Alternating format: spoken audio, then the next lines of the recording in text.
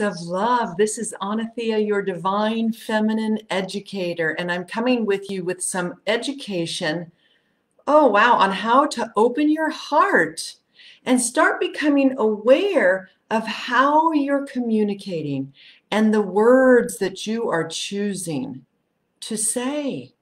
You know, right now we are in wild times, and this is the second half of 2020.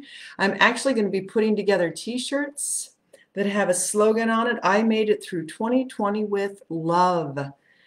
So when you look back, because we're going to make it through. I mean, I hope most of us, right? We don't know. Death is a natural process of life. Let's hope that we all get there in proper time. But that's not what I want to talk about. What I want to talk about in this video is your choice of words and really using your heart to speak. What I'm noticing is that we speak an opinion and we're speaking in our head and we're not speaking in our heart. And so what I really want to do is help you understand the difference between when you're communicating from your head and when you're communicating from your heart. When you communicate from your head, what you typically will do is you'll create separation. When you communicate from your heart, boy, oh boy, you'll create connection. And it's really an energetic. I see it. I see it all over. And I'm telling you, it's not the easiest thing to do. It's not a technique. It's an energetic. And I've been studying this for years now. And I still find it challenging because our programming is so deep in this colloquial language of black and white thinking, of me and the other, separate. It takes a lot of energy and effort and literally learning and skill and practice to speak this new language. Yes, it's still English, but this new language that's going to create connection instead of separation. And boy, oh boy, do we need that now more than ever. So I just took an astrology course over the weekend with one of my teachers. And I mean, I already was aware of this, but we are now Mars, the planet of war, the warrior planet, right? The masculine planet, the forceful, aggressive planet is in its own sign, Aries. Well, that's a good thing, right? That it's in its own sign of Aries. But it's in there for 6 months. Mars usually transits through a zodiac sign every 6 weeks. Okay, so it's moving pretty quickly. So it changes energy. It goes from maybe a fire energy to an earth energy or water energy or air energy. And so things shift and things change. This is in a fire sign for the next, because it's going to go retrograde. It goes and then it's moving back and kind of going like that because the way the universe has designed it, the way the universe has designed it is it's going to be Mars, the planet of war, destruction, force, aggressive power. And purpose, if you give it that purpose, a good purpose, is going to be in Aries, the fire sign, the baby sign, for 6 months. This is powerful force. Don't destroy your relationships during the next 6 months. Make it through the latter half of 2020 with love. So important right now. So this was just a thought that I had before coming on live. I get these words in my head and I've got to really write them down before they slip because they're divine. They come in, boom, they go out. What if this was all a test of the Compassionate Forces emergency broadcast system to see how kind we could all be to each other during these challenging times?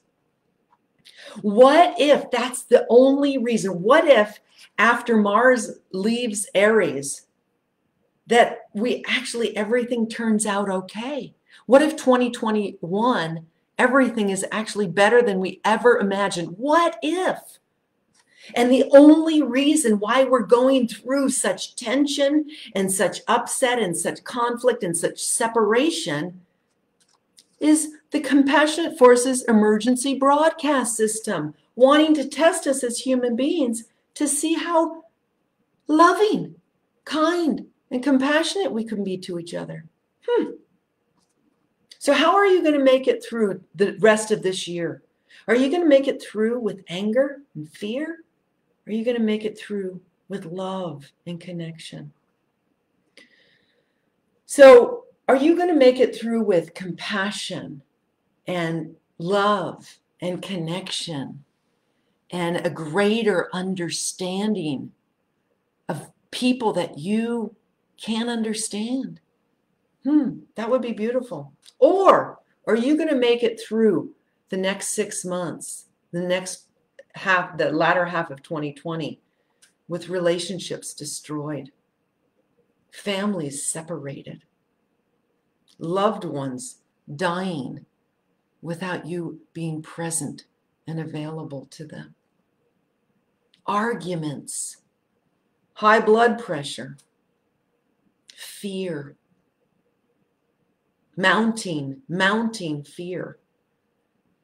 You know, I've been thinking about this a lot lately also. What is the difference between courage and fear? And my honey man, the first thing that came out of his mouth, because we're in a group talking about it. It popped into my head and I was like, said that, and my honey man said, confidence. And then I've been thinking about it more. So the components of courage versus fear, you know, like a warrior going out to battle. So this is a different type of war. This is a war of us learning a new way to be, with this force that we're feeling. It's big. It's a big force. It's a fire that's burning through all of us. So we need courage. Right now, we need courage more than we need fear. Courage is confidence. Courage is passion. Courage is purpose. Courage is, what else did I say? Strength. You need purpose, passion, strength. And what else was the other one? Confidence. Right now, you need unshakable confidence. And where you're going to find that is in your heart. You're not going to find it in your head. Fear, on the other hand, as Tony Robbins would say, is false evidence appearing real. Boy, it sure seems very real what's going on, and it is real, right? But guess what fear also is paralyzing. So what we need now more than ever is courage. Courage to learn a new way to choose our words in our closest relationships, even here on Facebook, and with those that have a different point of view. I got into it a little bit with my honey man this morning, and I really had to look at how the words that I was choosing. Now, I'm very aware of when I'm speaking opinion. Well, maybe I'm not, because I'm telling you, we're all lousy communicators. And this I got from a book.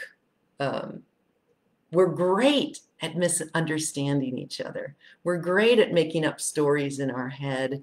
We're great at assuming things. But we're not so great at just slowing down. And I'm included. I'm not, immune to this. I'm human too. But I want you to think that this is really a time for you to open your heart and learn new skills of communication. So let me tell you a little bit, a difference. What I'm really wanting to become more and more aware of is when I'm speaking from my head and when I'm speaking from my heart. And really learn to drop down into my heart, because it's an energetic. When you drop down into your heart, the other person can't stay in their head. It's so powerful. So I'm going to tell you a little bit of differences between when you're talking in your head and when you're talking in your heart, so that you can begin to notice the difference. So when you're talking in your heart, it's a much more pleasurable experience. It's literally life affirming, and it will increase your vitality. The heart has a beautiful energetic force, and you'll know you're speaking from your heart because it creates more connection than it creates separation. You know you're speaking from your head because head talk is kind of like a language of pain. It's an old paradigm language. It's a language where we are speaking right or wrong, and it robs you of your life force energy. It separates you from others. When you're speaking from your heart, this is when you're taking responsibility for your actions, owning your part in any conflict where and you have to really dial that back and become aware of it. Where have I caused this conflict? Head talk, on the other hand, blames, shames, judges, and labels. I'm so bad at giving examples. I'm going to have to learn how to give examples of this. Anytime you have a conflict, it was co-created. And if you can start to become aware of where was the point at which what my actions caused things to heat up. Maybe it was a passive aggressive behavior. Maybe it was something that got built up over time. I'm going to leave you with that.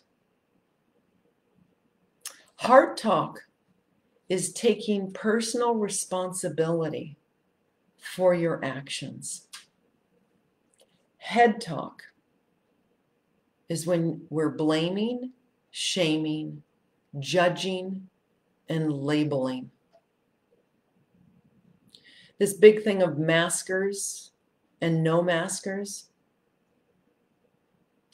What if it was a big masquerade to just see if we can let people be where they are at? If you feel more comfortable not wearing a mask, honor that. If you feel more comfortable wearing a mask, honor that. If you have to wear a mask,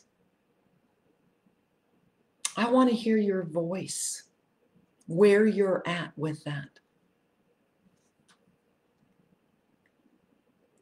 But if I'm not wearing a mask, I really want to honor those that are. And if you're wearing a mask because that's where your comfort zone is, I want to encourage you to honor those that aren't. That's a whole other subject. For now, I want to leave it at start noticing any conflict that arises. Go back and see what was the action that you were taking that caused it to heat up. What was the statement that you said that made the other person react in a heated way? And take responsibility for that.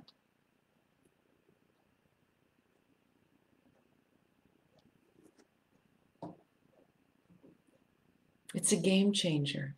It's a game changer. I'll be back with more on this because this is a subject that's very near and dear to my heart. A little somber this morning, but I feel now is the time for us to decide how do we want to move forward? Do we want to move forward with facts and figures and in our head and analysis and labels? That serves a purpose, yes. But in our personal loving relationships, do we want to prove our point or do we want to feel connected? Because feeling connected is really juicy and alive. And putting your investment of energy in how to stay juicy and alive and connected to those you love is well worth the investment. All right, so I have a link to an article here for you in this live, and it's about how to melt your heart during conflict. Check it out. And if you enjoyed this video, please share it. We really need to get people speaking from their hearts, not their heads. Facts and figures are important, yes, but labeling people and name calling, I don't think people really realize they're doing it. It's easy to do without even knowing it. Let's start learning how to speak from our hearts. It's so much more fun. All right, have a beautiful day. Namaste.